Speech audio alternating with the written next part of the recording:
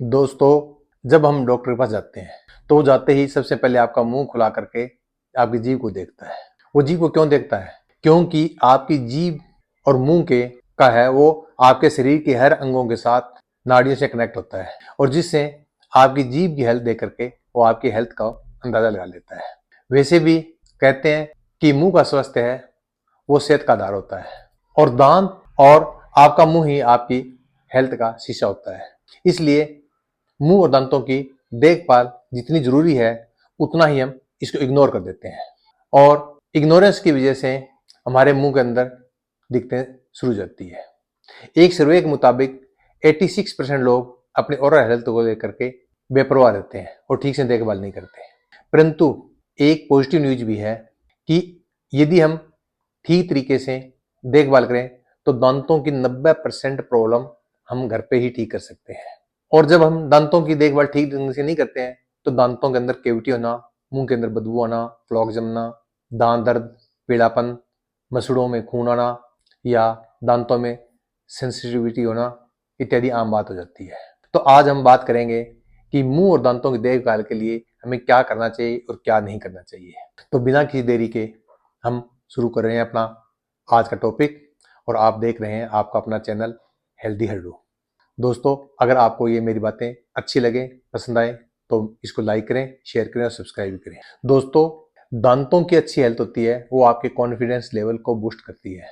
इसलिए मैं आज सबसे पहले नए करने वाली बातें यानी कि जो आपकी बुरी आदतें हैं उनके बारे में चर्चा करूंगा कि कौन कौन सी गलत आदतें या जो गलत बातें कर रहे हैं जिनको नहीं करना चाहिए हमें।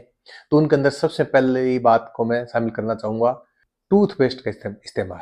दोस्तों, आप जो टूथपेस्ट इस्तेमाल कर रहे हैं वो कैसी है? बाजार में उपलब्ध 90% से ज्यादा टूथपेस्ट के अंदर विषैले पदार्थ शामिल होते हैं, विशेष करके उनमें एसएलएस यानी सोडियम लोरेल सल्फेट जो इंसेक्टिसाइड्स के रूप में रजिस्टर्ड हो चुका है, परंतु इसको पेस्ट के अंदर प्रयोग किया जा रहा है। हालांकि एसएलएस का सही मायने में तो साबुन के अंदर भी प्रयोग नहीं किया जाना चाहिए, लेकिन आज साबुन, सर्फ, शैम्पू, शेविंग क्रीम और पेस्ट सब के अंदर धड़ल्ले से इसका इस्तेमाल हो रहा है। इसके इस्तेमाल क्यों कर रहे हैं? क्योंकि एक तो इसके अंदर झाग अच्छे बनते हैं, दूसरा ये सस्ता पड़ता है।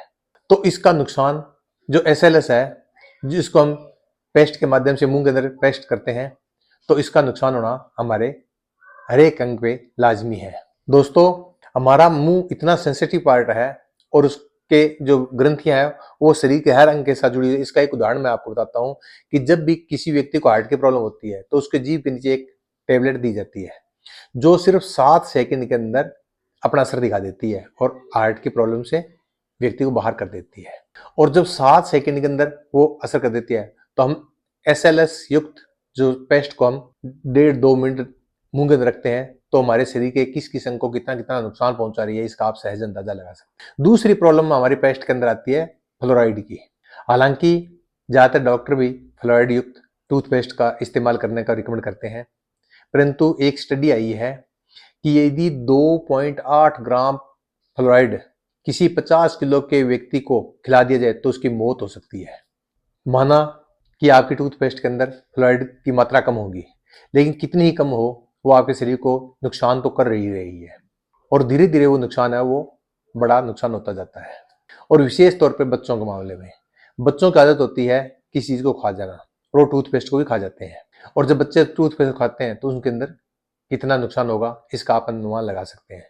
इसलिए दोस्तों, पहली बात तो आप टूथपेस्ट का इस्तेमाल ना करें, उसके लिए अल्टरनेट ढूंढें और अगर टूथपेस्ट का इस्तेमाल करना है तो आप सेफ, नेचुरल और एसएलएस और फ्लोराइड्स ना हो ऐसी पेस्ट का इस्तेमाल करें। दूसरा है खाना खाने के तुरंत बाद ब्रश करना। ये एक गलत आदत है।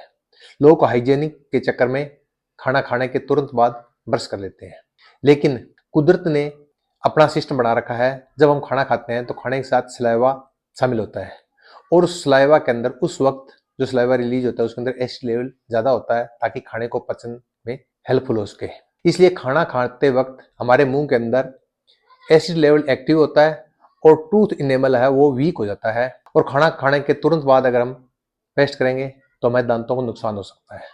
और ये प्रक्रिया जो एसिड लेवल एक्टिव होना और टूथ इनेमल वीक होने की प्रक्रिया है ये खाना खाने के बाद धीरे धीरे करके 30 मिनट बाद फिर नॉर्मल पोजीशन में आ जाता है। तो इसलिए अगर खाना खाने के बाद अगर आप पेस्ट करना चाहते हैं, ब्रश करना चाहते हैं, तो कम से कम आधा घंटा बाद में ही ब्रश करें, पहले ब्रश ना करें, अन्यथा आपके दांतों को नुकसान हो सकता है। तीसरा है आपका कि गलत ढंग से ब्रश करना। 90% लोग गलत तरीके से ब्रश करते हैं, वो जोर जोर से और जल्दी जल्दी और 10-15 सेकंड के अंदर ही ब्रश करके और फ्री हो जाते हैं, जबकि ऐसा नहीं करना चाहिए। ब्रश को कभी भी आगे पीछे या ऊपर नीचे नहीं, राउंड शेप के अंदर ब्रश करें और बड़ा ही सॉफ्ट तरीके से करें। एक कहावत है कि don't rush when you do brush, इसलिए कभी भी जल्दबाजी ना करें। दूसरा, ब्रश करते वक्त मटर के दाने जितना ही पेस्ट प्रयोग करें, ज़्यादा ना करें और स्लो स्लो करें और मुंह के हर हिस्से तक आपका ब्रश पहुंचे ताकि मुंह की सफाई हो सके। और कोशिश करें कि आपका ब्रश है वो सॉफ्ट हो, हार्ड ना हो और 3 महीने बाद अपने ब्रश को बदल लें। चौथा है जीभ की सफाई करना। जैसा मैंने वीडियो के प्रारंभ में बताया था कि जब भी आप किसी डॉक्टर के पास जाते हैं तो सबसे पहले आपका मुंह खुलवा करके जीभ देखता है, और हम लोग दांतों पे तो ब्रश कर लेते हैं लेकिन जीभ की सफाई नहीं करते, और जीभ की सफाई न करने की वजह से जीभ के अंदर गंदगी जम जाती है और बैक्टीरिया पैदा हो जाते हैं, मुंह में बदबू आना और फ्लैक जमना शुरू हो जाता है। इसलिए जीभ की भी रेगुलर सफाई करें, और जीभ की सफाई करने के लिए आप तांबे की या स्टील की टंग क्लीनर का प्रयोग करें, प्लास्टिक की टंग क्लीनर प्रयोग ना करें। पांचवा है टूथ पिकिंग, यानी दांतों के अंदर कोई तिनका देना। जब दांतों के अंदर खाने का कोई पार्टिकल रह जाता है तो हमें परेशानी होती है।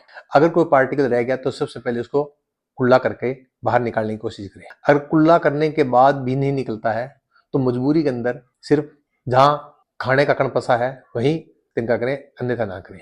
अगर आप खाने के बाद टूथ पिकिंग रेगुलर करते हैं तो आपके दांतों के बीच में गैप बढ़ जाता है, आपके मसूड़े डैमेज हो सकते हैं और उनमें खून आ सकता है, इन्फेक्शन हो सकता है। इसलिए ये आदत छोड़ दें। इसी तरीके से नाखून चबाना, पेन या पेंसिल को चबाना या बोतल खोलना इत्यादि एक्टिविटी भी दांतों से ना करें। और छठी आदत आपकी बुरी होती है कि लोग सुबह उठते ही ब्रश करते हैं। दोस्तों, जब शाम को सोते वक्त आपने ब्रश कर लिया या अन्य कोई एक्टिविटी कर ली तो सुबह उठ के तुरंत बाद ब्रश ना करें। सुबह उठते ही सबसे पहले आप पानी पिए ताकि आपके मुंह के अंदर पूरे रात का जो सड़ेवा जमा हुआ है वो पानी के साथ आपके पेट में जाएगा तो आपकी पाचन क्रिया को दुरुस्त करेगा। जबकि लोग क्या करते हैं, सुबह उठते ही ब्रश करते हैं और जो सलाइवा जमा होता है मुंह के अंदर उसको बाहर निकाल देते हैं। इसलिए कभी भी सुबह उठते ही ब्रश ना करें, कम से कम ब्रेकफास्ट करने के बाद ही ब्रश करें। और सातवां कि कभी भी न तो बहुत ज़्यादा गर्म खाएं पिए और न ही बहुत ज़्यादा ठंडा खाएं पिए, नॉर्मल खाएं।